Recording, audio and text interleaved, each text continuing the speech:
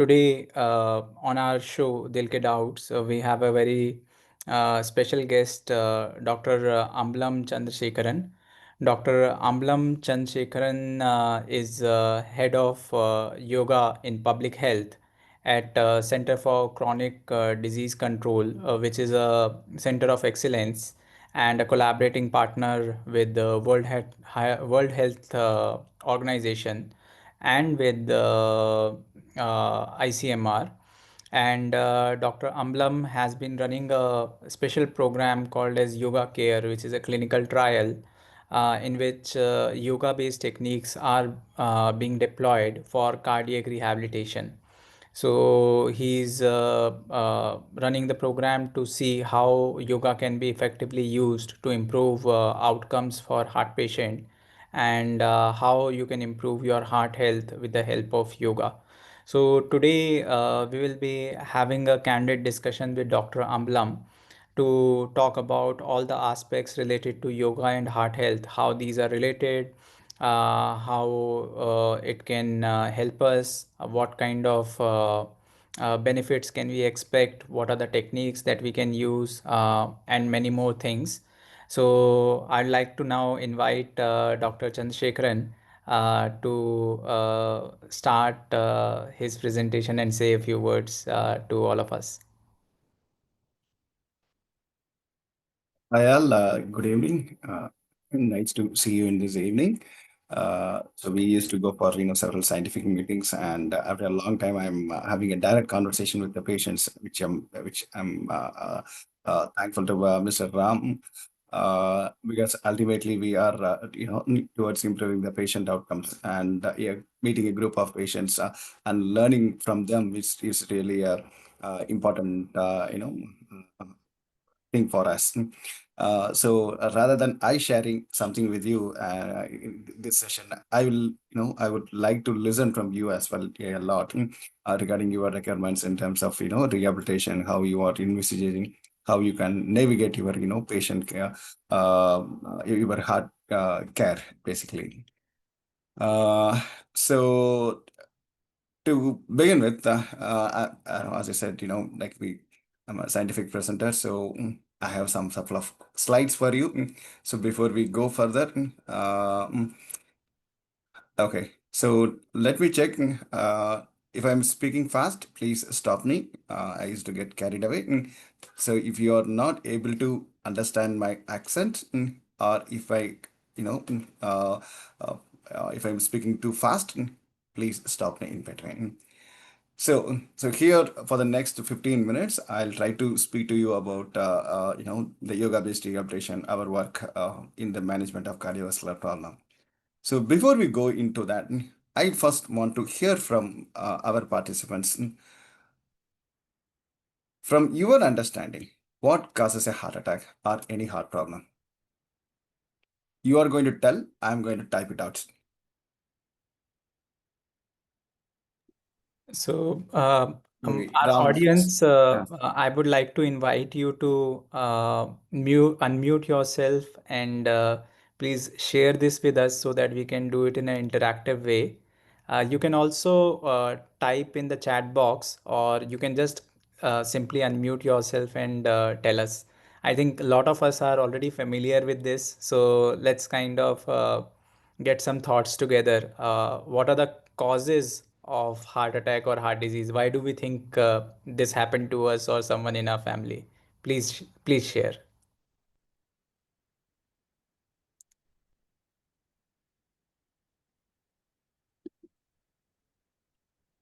Let's see who is going to break the ice. I think Ram, you should start by yourself. What, in your understanding, causes a heart attack or heart problem? Yes, my list is very long, Dr. To Chandrasekharan. begin with, just come, tell me whatever comes into your mind immediately. So, for me, it was high cholesterol. So, I think that's first on my list. Cholesterol. Then Yes. let's make it a little more. Good. Anything else? Yes. Anyone can speak. I can see a lot of familiar names here. Islam ji, Jogesh ji, uh, Dinesh ji, Amit, Aditi, any one of you, if you may like to uh, just add some of the points. Hi, this is Sajidur Rahman here. Stress is one of the reason for heart disease or heart attack. Come again, please. Heavy weight is also one of the reasons, Heavyweight. Very good. Thank you. and sugar level, So we call that as obesity or obesity and sugar level. These are the two. okay, sugar level, high sugar level. Just speak your language, no problem. Nothing to worry about, medical or non-medical language. I just want to, understand from you. You can say like, I have did some bad karma in the past, so I got it. That's also fine. We don't believe in that, Dr. Chandrasekharan. Very great. Happy to surpass that group of people, I guess. Okay. Stress is Dr. one of Ambalam, the reason. probably in women, it has been seen that after menopause, they generally develop heart attack conditions. For what reason? That's exactly the point. Maybe women are getting it. Why? Why, according to you, they are getting it? Maybe some hormonal changes that Okay. happen. Sorry. Sir, blockage in blood. Age in blood vessel is a condition. Why did the blockage is happening? Blood clotting because of blood Okay, clot. blood clotting. Good.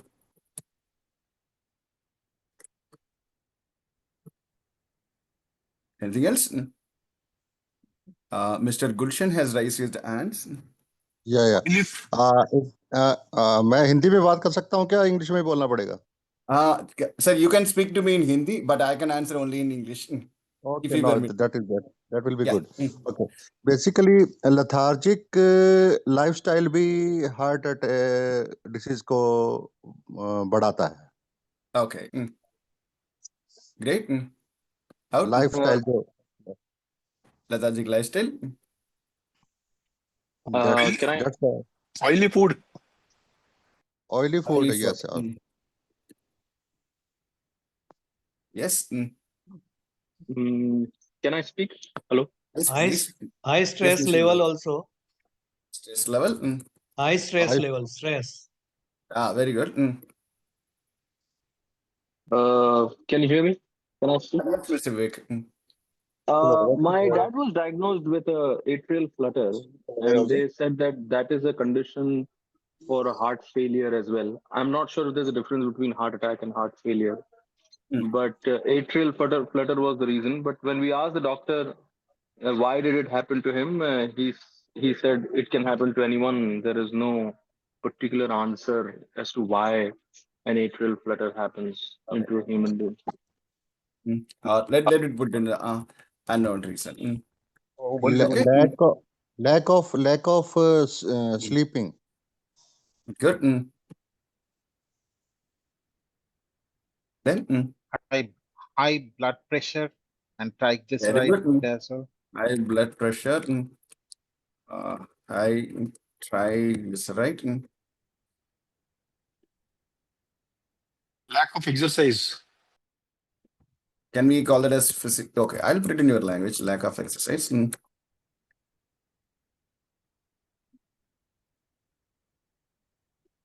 Taking too much of steroids, maybe. It's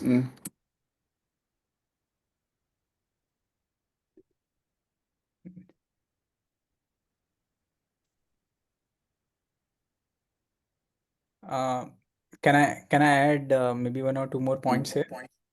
yeah. So I think there's one very less known factor called as LP little a, which is again a cause for young age heart attacks. And nowadays, so there are few more disease areas like arrhythmias, cardiomyopathies, heart valve problems, congenital heart diseases, Okay, let's just keep the structural problems away from this. Because Okay. it's structural. We cannot do anything except surgery, nothing else. Right. Maybe let's avoid that here. Okay, Right. anything else to be added?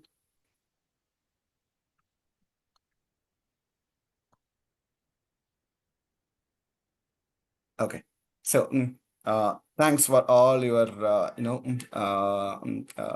sharing of the knowledge. So basically, now you have understood one important thing: the heart attack or the heart problem could be because of multiple reasons. It is not a single factor. So if you say that I was really having a good physical activity, I don't have any problem, I did a good, like I had a good lifestyle, but yet you could have got a heart attack because of you have some other known causes. So what you have listed is obviously, those are the most common causes.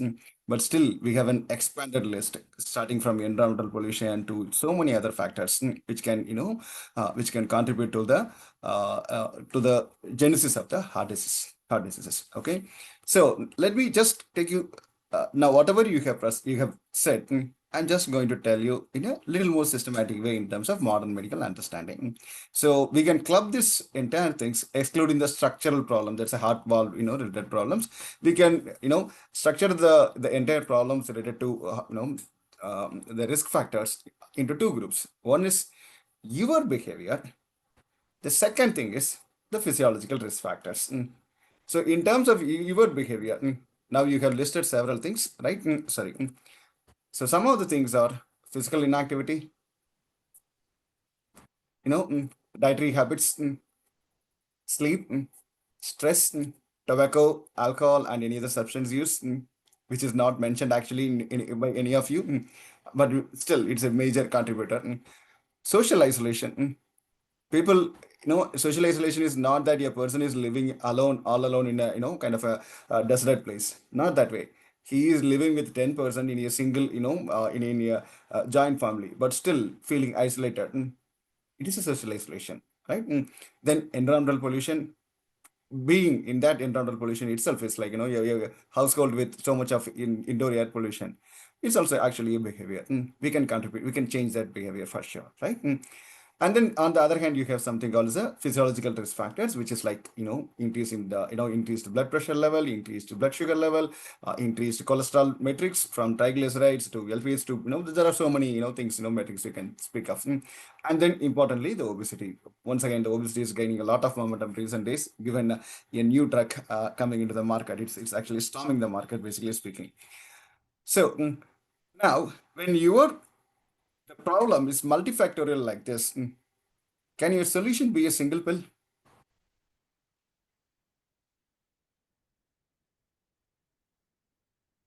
Not possible, right? One pill cannot fix all of this problem, right? So what we need is actually a complete transformation. The pills which are given, like 4 important drugs, whatever which is prescribed, are gold standard medications, or the guideline directed medical therapy are really important. They have proven benefits beyond doubt. That has to be taken. But beyond that, what are you going to do for your health? Forget the doctor. What you as a person are going to do, knowing that these are the contributing factors for you, what are you going to do? You can just change any of these behaviors to the betterment. As simple as that, right? You have a problem in physical activity, improve it. You have a problem in sleep, have a good sleep, right? Address each and every facets of this, the behavioral risk issues. That is called as rehabilitation, nothing else. Okay. So now coming to the rehabilitation program, what we have is generally called as a comprehensive cardiac rehabilitation program developed by kind of a high income settings that address several components of your facets of health. Like whatever we have looked at the risk factors, it tries to address all those kind of risk factors, both in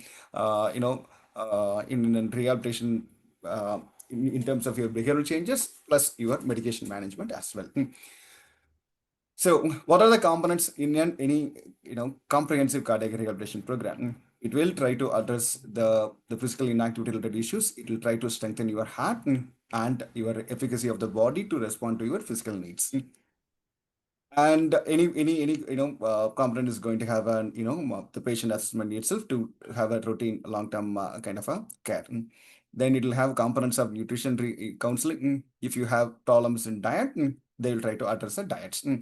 If you are obese, they will try to address the obesity issues. If you have blood pressure, they will try to address the blood pressure issue. If you have lipid issues, the rehabilitation should address the lipid issues as well. When you have high sugar level, they should address that as well. When person is found to be having tobacco, alcohol, or substance use, then again we should to cut down that behavior. Then the psychological management, like identifying anxiety, stress, or any other mental health related problems, like to be evaluated and addressed accordingly. And also, it is not just providing some kind of training in the hospital, but making you active throughout the life, like just simply improving your walking, or making you active at your home, just with simple kind of basic exercises that can have a profound change in your heart. Now this is a concept of cardiac rehabilitation program, which is offered for most of the patients who is found to have a heart attack or heart problem as a whole. One of the participants raised a question about heart attack and heart failure. Those are not two synonymous. These are not mutually exclusive as well. We don't have to go into the intricacies of it, but in general, any person with a heart attack, heart problem, or a heart failure condition is provided this kind of rehabilitation in a developed setting. However, in an Indian setting, this may not be feasible. Why? The first reason is this is delivered by a multidisciplinary team. You need a physical therapist, you need a occupational therapist, you need a physiologist, exercise physiologist preferably. You need a kind of a tailored nurse who has sufficient training in managing this this program for the patients. There are multiple requirements to deliver this program as per the as per the guidelines. So many of you here are either having a cardiovascular problem, heart problem, or caring for a person with a heart problem. Now you tell me from your experience, have you ever been told by your doctor or taking care in a rehabilitation kind of a model? How many of you have did that?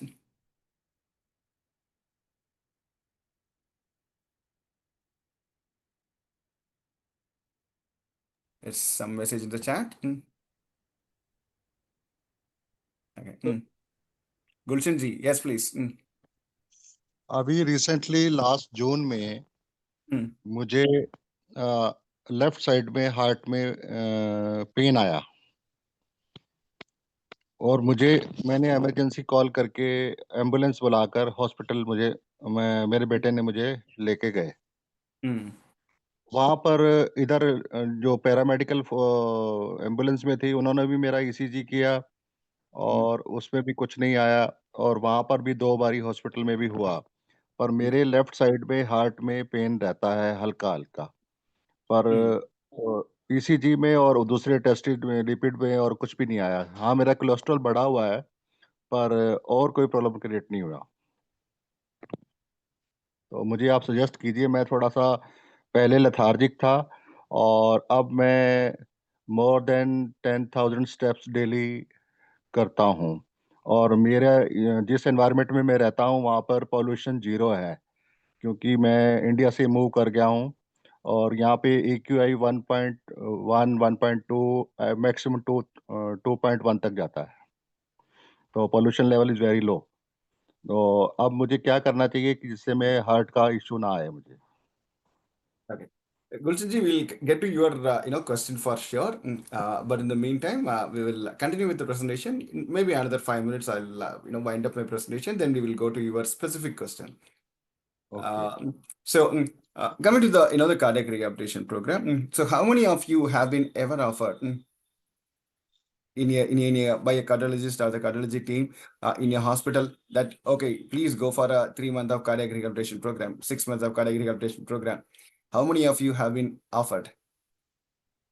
So I did some sort of cardiac rehab, and that was not because my cardiologist told us, but we Googled and we found out there's something called as cardiac rehab. Then we went to our doctor and then we asked, "What is this cardiac rehab and can we enroll into it?"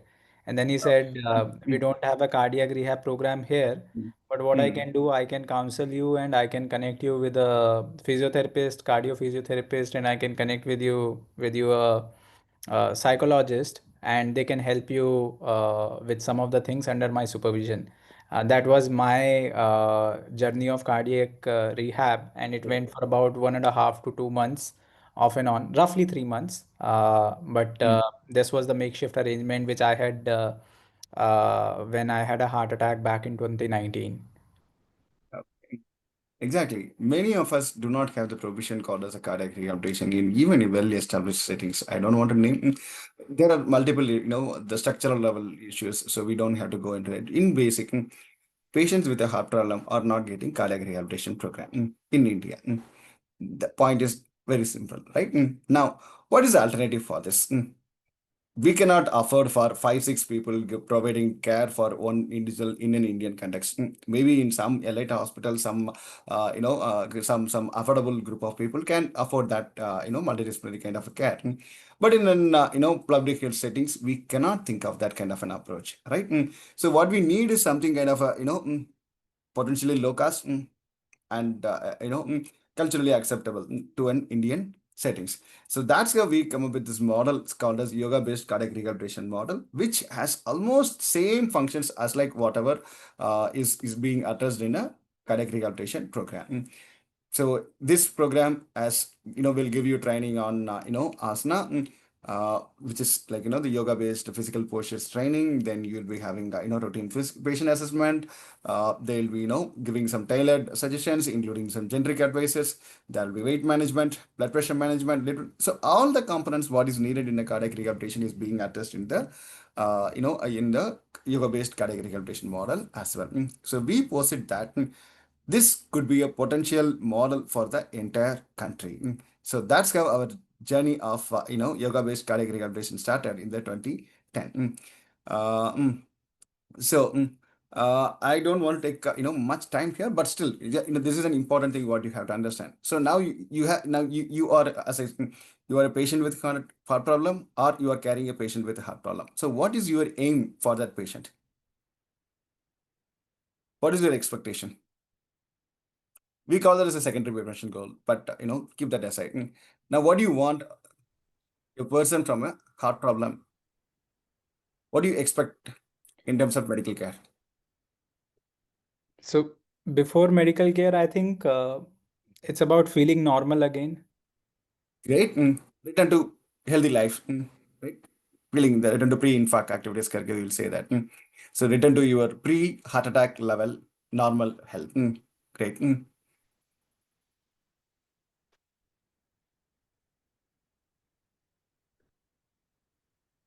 Gulshan ji has a question like, how I can alleviate, how I can ensure that I will not get that heart problem again. Right? So his question was very simple. Which is common for everyone, right? Yes, I had some symptoms, I had some issues, but I'm not sure what is happening. I don't want that to happen to me again. Right? Any other questions? I don't want to go to that, emergency room. Any other thoughts? Should we name any person here? Tribhuvanji,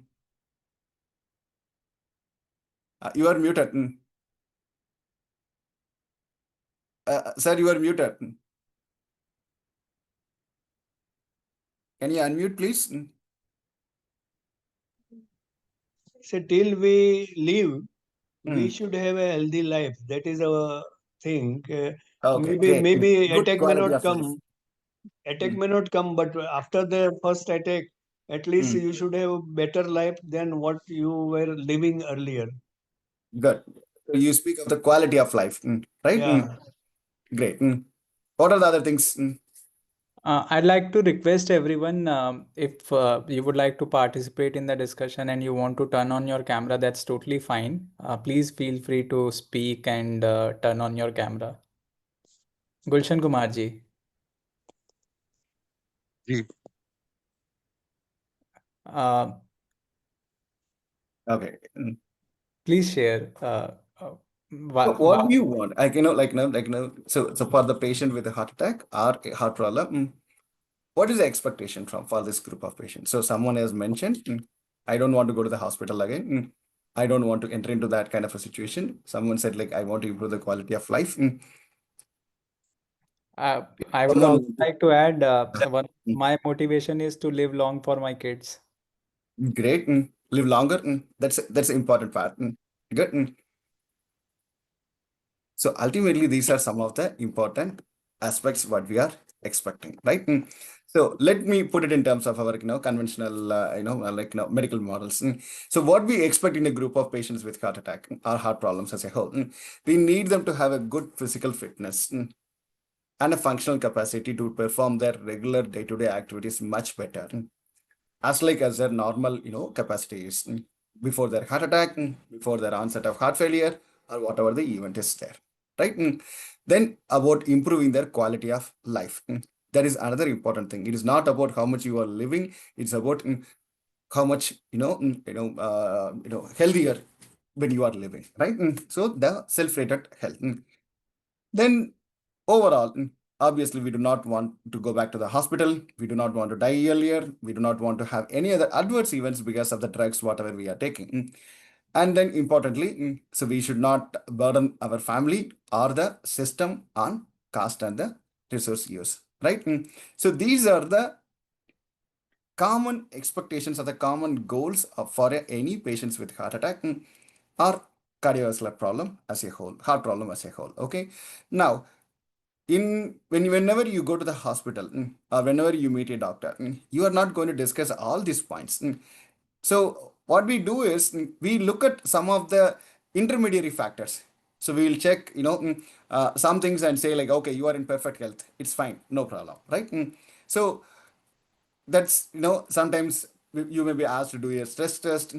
They will the doctors will be looking for your symptoms. Are you worsening? Are you doing good or not? And then they may look for the frailty related problems. And then they'll be looking simple your the obesity or related problems. Do you have it or not? Your medical risk factors like blood pressure, sugar, lipids, is it under control or not? What about your tobacco and alcohol use? And anxiety and depression, if at all if it is there. So we will try to look at all these kind of factors whenever any clinical encounters. We will try to look at this one. The expectation is when you have all these kind of factors under control or in a very good range, your chances of having a problem in the secondary prevention goal is very, very less. You have a very good the exercise capacity, you do not have any cardiovascular symptoms, then obviously your chances of performing physical task is going to be really, really good, right? When you are having your blood pressure under control, sugar under control, your lipid under control, your chances of a secondary event is going to be very, very less, right? So we will look at those intermediate factors because that is where we will be very easily identifying whether you are in a good track or not. Okay. Now, in terms of the rehabilitation or the behavioral aspects, now tell me something which can change these factors, right? Let's speak about that. Some of the behaviors which can improve your exercise capacity. Regular physical activity itself. You walk every day, you do some physical activity every day, it is going to improve your exercise capacity for sure, right? Healthy eating can address several of your obesity related issues. I'm speaking only about the linear equations here. Physical activity can reduce, can address the waist circumference issue also. It can, address your BMI problems also. So this is multi, directional kind of a thing. Medication adherence. Importantly, when your doctor is prescribing a medicine, it is for a reason, right? So we have to adhere to the medicines. No. I am, I'm not happy with the medicines. I'm feeling like this is too, not needed. You are not the person to judge that. It's the doctor has judged and they said you are supposed to take this, then you were supposed to take that. Then tobacco and alcohol cessation. You can avoid that. Then finally, stress management programs. You can involve yourself in some stress management activities. As simple as just sitting in silence or meditation for a few minutes, or engaging with friends, family, social activities and things. You can do any number of activities to improve, manage your stress. So these are the behaviors. If you address properly, you can improve your outcomes. I think I'm ending up with a problem. I may have a low battery, I guess. Just okay, it's fine. So to add, what we provide in a rehabilitation is basically the package of activities to improve these behaviors. To improve your physical activity, what we will do? We will ask you to do exercise. We will give you some asana, or a physiotherapist may ask you to walk in treadmill in front of him, or we will ask you to do some physical asana or pranayama, things like that. And then we can give you tailored diet charts. We can speak about stress factor management from modern medical management to to the behavioral aspects. Then the tobacco and alcohol cessation, then finally the psychosocial stress and this one. When a rehabilitation program having all these components are effectively delivered, the expectation is you will have these behaviors changed. You will be having a good, kind of a healthy behavior throughout, which will demonstrate good improvements in several intermediate outcomes, which is like you will have a good exercise capacity, you can you will have a weight under control, you will have all the medical risk factors under control, you will not have a tobacco and alcohol use, and also your mental health in a perfect state. And over long term, this controlled state will lead to your reduced kind of a achievement of your or improved achievements of your secondary prevention goal. So this is how a rehabilitation pack, the model is actually designed.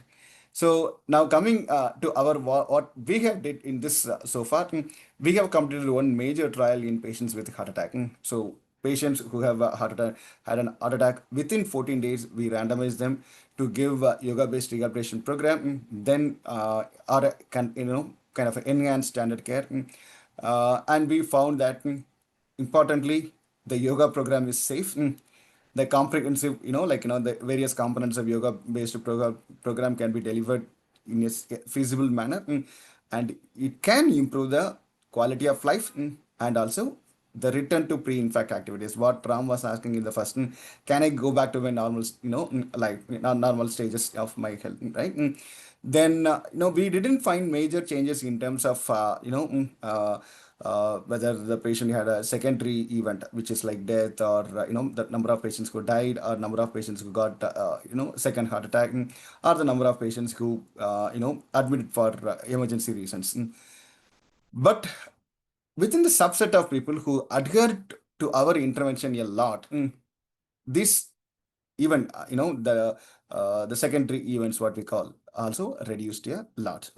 So from the first work, we were very sure that it has a huge potential to be an alternative to the conventional cardiac rehabilitation program. And in a country like India, where literally cardiac rehabilitation word doesn't exist in the care pathway, this has a huge potential. So that's what I know our the translational benefit of work stands. It is not just for India, it's even for most developed countries, where which is the where some segments of the population are not getting the care because of affordability and other issues, and also in several other low and middle income countries, this has a huge potential. So now we are doing it. So someone was asking heart attack and heart failure, right? So we have did a trial on heart attack. Now we are doing a trial in heart failure patients. These are two different conditions for sure. And this one is actually a national task force project with ICMR. So we are doing it in 3,500 patients across 15 hospitals. That there are several sub-studies to understand how your heart functions, how is your sleep, changing over time, and several things. And we are going to initiate a new study on pulmonary hypertension patients. So some of you may have been told that you have some problems when some of the blood vessels in your heart, in your lungs as well. So that condition is called as a pulmonary hypertension. So we are doing a specific trial for that also, to look at how it is improving over time. So it's it's a Ministry of Ayush, CCRON, and then CCDC along with the Mumbai Kokalabin Hospital collaborative research.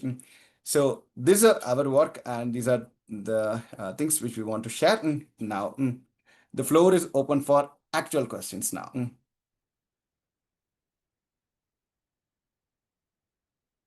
I'm going to stop sharing.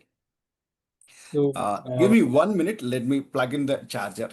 I'm extremely sorry for this. we have about 15 minutes for question and answer. And now it is the time when you can ask your questions.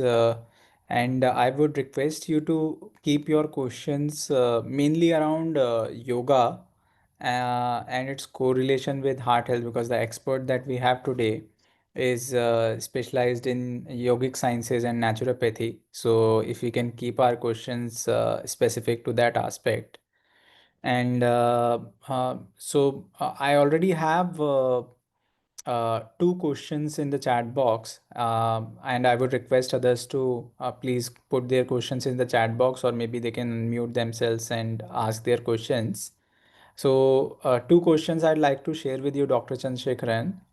First question is from Aditi, which is uh, can through cardiac rehab program, a heart patient can even run long distances. So we have seen that in conventional cardiac rehab. So the work that we are doing with Society of Cardiovascular and Pulmonary Rehabilitation, we have seen that a lot of heart patients are participating in cardiac rehab programs, and over a period of time, some of them take up running as one of the sport or activity.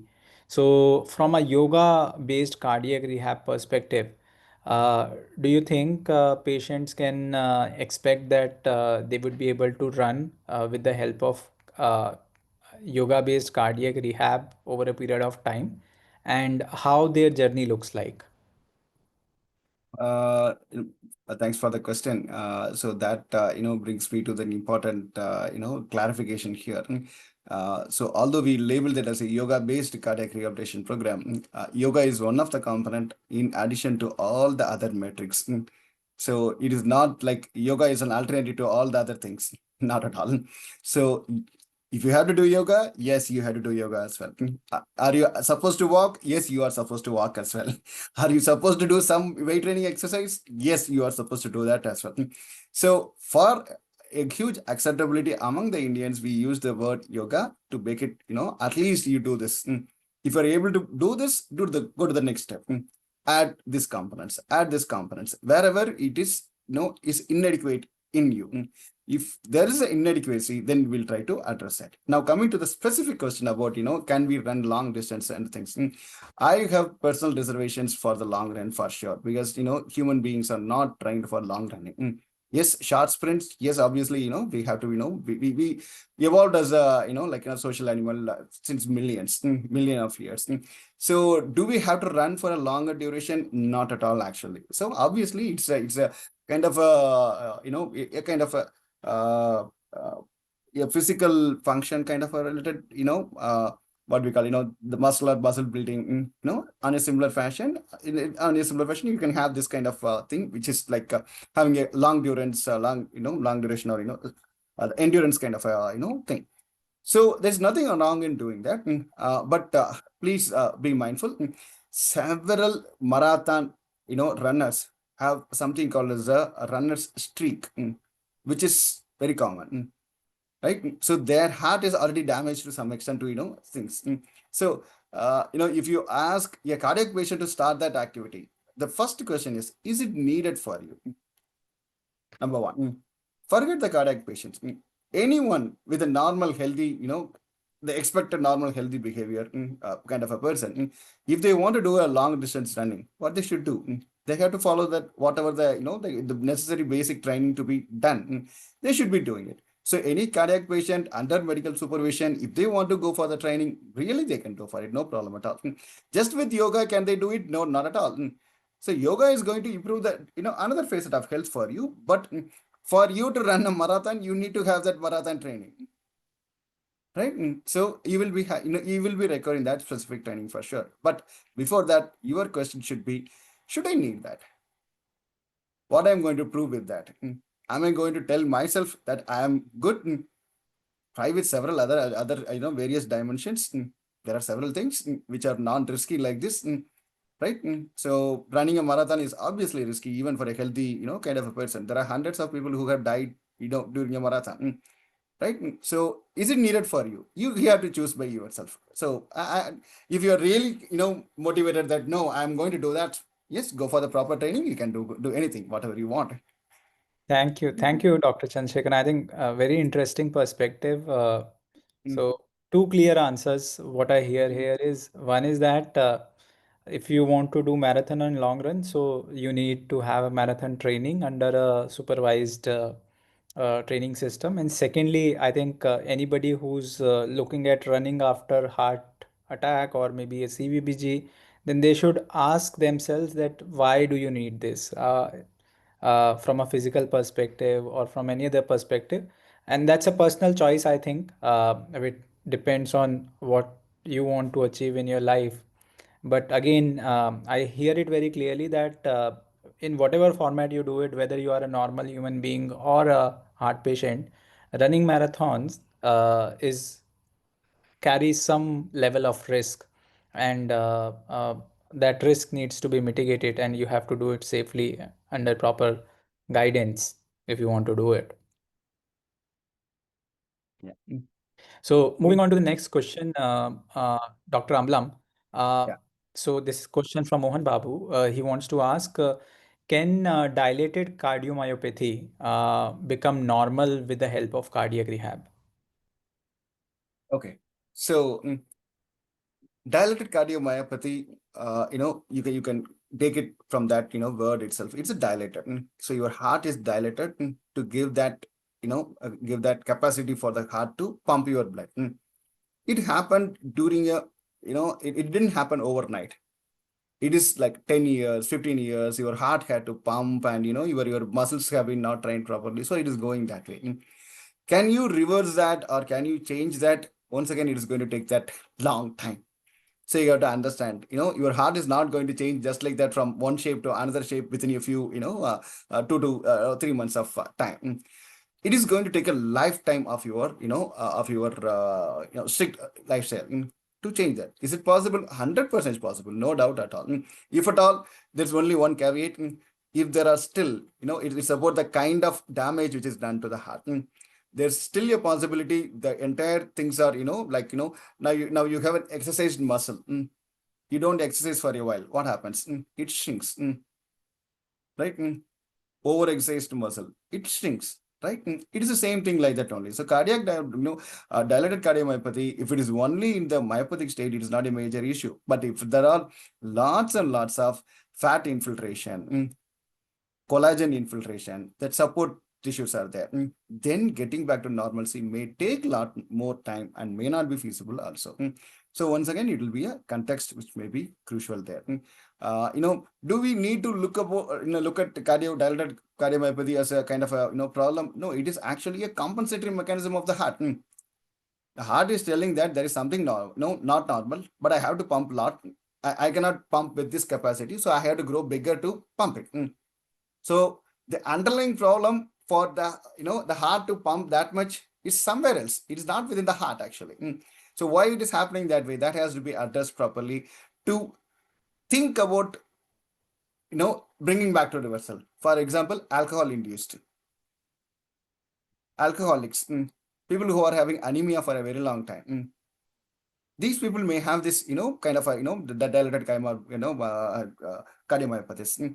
And there are idiopathic, as well, without any reason also, sometimes it may, dilate also. So the question once again, is it possible? Yes, obviously it is possible. But is it possible in a short time? Not at all. It is a long kind of a regimen you have to follow to think of that kind of a change. But do we need that? Once again, it's a question of individual perspective. It's not about a generic kind of an understanding. Thank you, Dr. Chandrasekharan. The next question which I would like to take is in two parts, which are interrelated. what are the asanas Mm. which are good for improving heart health, and what are the contraindications? So, what asanas heart patient should not do? So, what we heart patient should do, what heart patient should not do in terms of yoga asanas.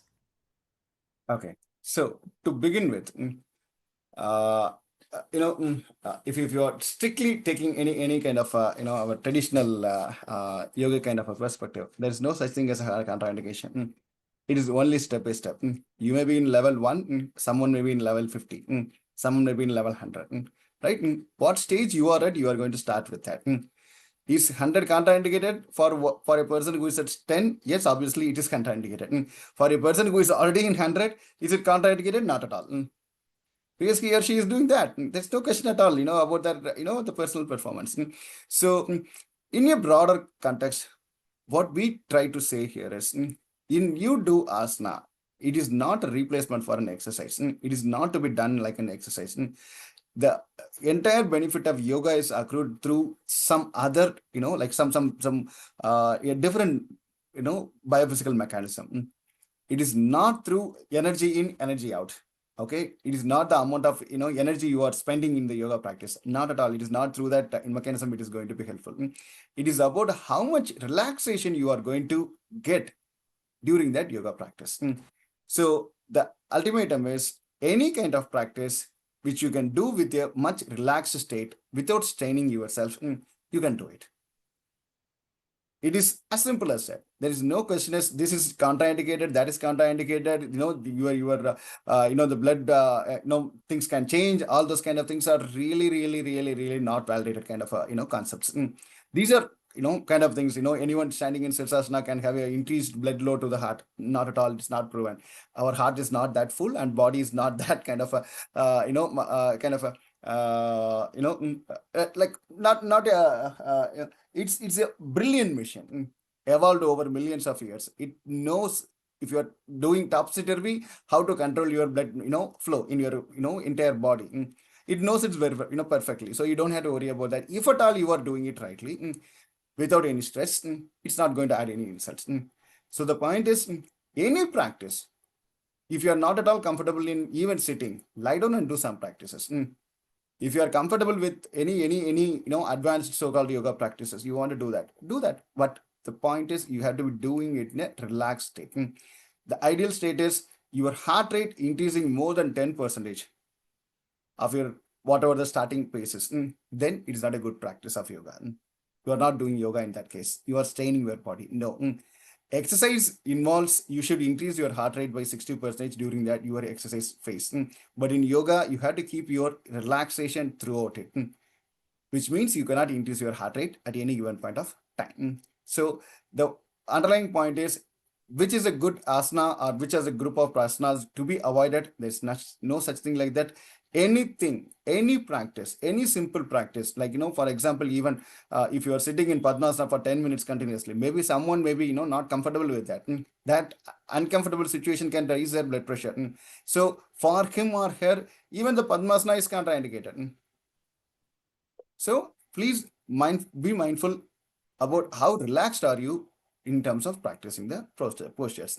There are several simple postures you have to do regularly to bring that relaxation into your, as a different, approach, different dimension in your health. Relaxation. That is the core. You achieve that, there is no asana like as contraindicated. You can do anything. Thank you, Dr. Chandrasekharan. And so we are almost at a 1 hour mark, and uh, it's about time that we have to close. So I'll just take one more question, and then we will kind of close this session. And before I take up that question, I would like to share with our audience today that we have two more sessions coming up this week and next week. So we will be having a webinar with Dr. Manisha, where we will be talking about breathing exercises for heart patient. And Dr. Manisha will be talking about what kind of different breathing techniques are there and how they impact the heart health. And we have another episode of Together on Thursdays, which is coming on 24th. This is specifically for heart patients and their families. In this episode, we will have Miss Madhumita, who will be taking a small session on sleep and heart health. So anybody who would like to know how to improve your sleep quality, what kind of practices you can use. So she will be sharing the techniques. Madhumita is both heart patient as well as a counselor. So she will be talking about some of these techniques. So coming back to the topic of discussion for today, so there are few asanas people are always worried about, which is Kapalbhati and Shirshasan. So what is your take on that, Dr. Chandrasekaran? As like yeah, cardiologist cannot sit and prescribe medicines for you, over the webinar. So similarly, I will be also not in a position to do that. But definitely in my module, what we are trying to give for the patients and testing it, do not have Kapalbhati, do not have Sirsasana. We do not have both of these practices. We have much better simple practices which can improve your heart health for sure. First thing is, we have to be, very careful about the safe limit for the most of the participants, most of the, patient group. So these two are, generally considered that way. And again, it requires, lots and lots of practice to reach to have this good kind of a practice. So Kapalbhati may induce something called the Valsalva manure. Okay, so it can put a strain on your heart when you are doing it. And Sirsasana, standing upright down is not a small task. It's going to be, even a skilled yoga practitioner may not be able to do that. Right? So why a patient should do that? At 40 years or 50 years, a person having a heart attack, why should he or she should think about, sitting in, standing in Sirsasana? Why can't you just think about just sitting in, in Padmasana, doing some pranayama, doing some meditation, right? So you can achieve the benefits with this kind of group of practices. Then why should we think about some complicated or advanced level of practitioners? That's not at all needed. It's as simple. Whether it is going to be a complication or not, it is going to be a complication whether you are having a heart problem or not. It is going to be a complication for any adults of this age who is naive to yoga for sure. Right. So I think that was my last question, but we have questions coming in and again, and I think one question is we are getting asked again and again is on ejection fraction. So as a closing remark, would you like to say something about how yoga can help Yeah. in improving ejection fraction? Yes, great. Do we have evidence that yoga programs on a, over a long term can improve the ejection fraction? Definitely, yes. The meta-analysis are, like the combination from various studies together, very clearly said, yes, yoga can improve ejection fraction over time. But the thing is, it won't happen within a week, within 2 weeks, within 3 weeks or 3 months. It is going to take its course of time. So for that, dedicated regular practices, is everything. At least 20 to 25 minutes of, yoga practice is more than, good for the people. But 25 minutes and then another 20 minutes of other physical activity and things like that will improve your ejection fraction. Ejection fraction is not a big deal at all nowadays. We can very easily improve the ejection fraction. There is one facet of cardiovascular health. It can be improved for sure, so you don't have to worry on that.